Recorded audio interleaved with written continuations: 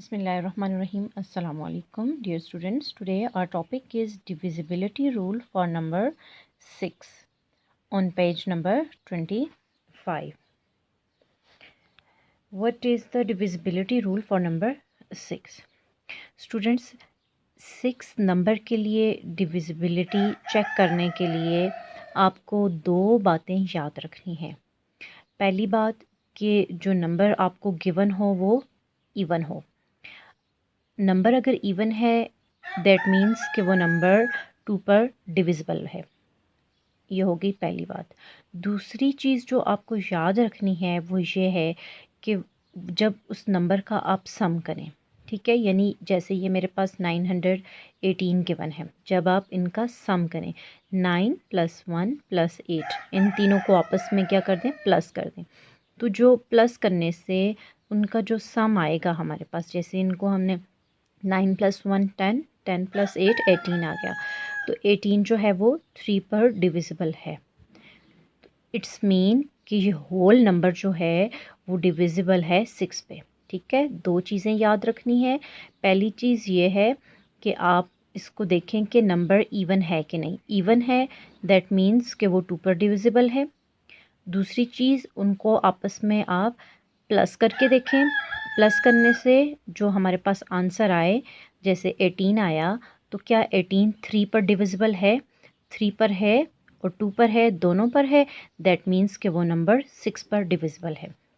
918 की एग्जांपल ली है page number 25 पे, तो जब इसको डिवाइड करके देखा तो ये 6 पर भी डिविजिबल है।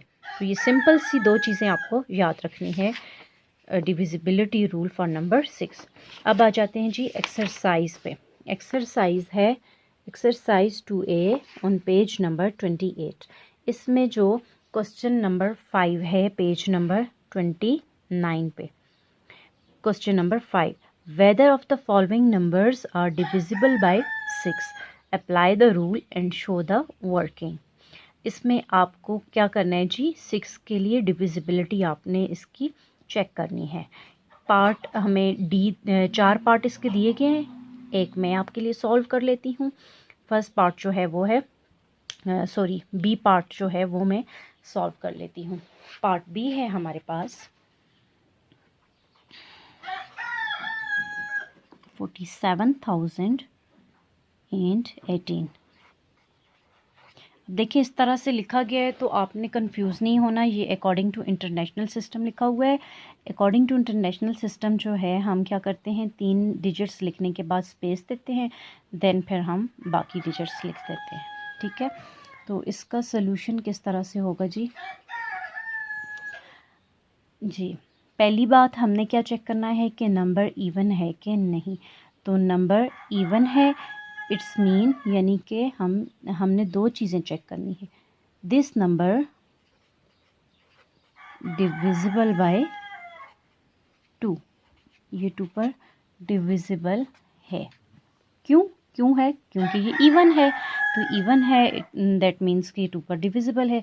अब जो दूसरी चीज़ हमें चेक करनी है वो क्या है कि हमने देखना है कि इसका सम जो है वो, जो सम इसका आएगा 4 + 7 + 0 + 1 + 8, इसका जो सम आएगा क्या वो 3 पर डिविजिबल है कि नहीं। 4 + 7 11, 11 + 0 11, 11 + 1 12, 12 + 8 20। 20 can not be divided by 3। तो फिर हम क्या लिखेंगे जी? दूसरी जो है इसकी दूसरी जो चीज़ हमने इसकी चेक करनी थी वो ये थी कि जो इसका सम आएगा वो 3 पर डिविजिबल होना चाहिए। तो ये 20 आया, 20 डिविजिबल नहीं है 3 पर, तो हम लिखेंगे the number 47,018 does not divisible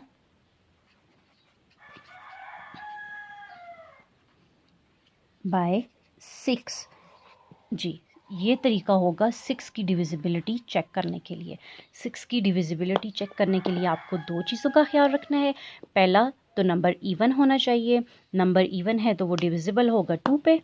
दूसरी चीज़, सम जो आएगा वो होना चाहिए डिविजिबल बाय 3।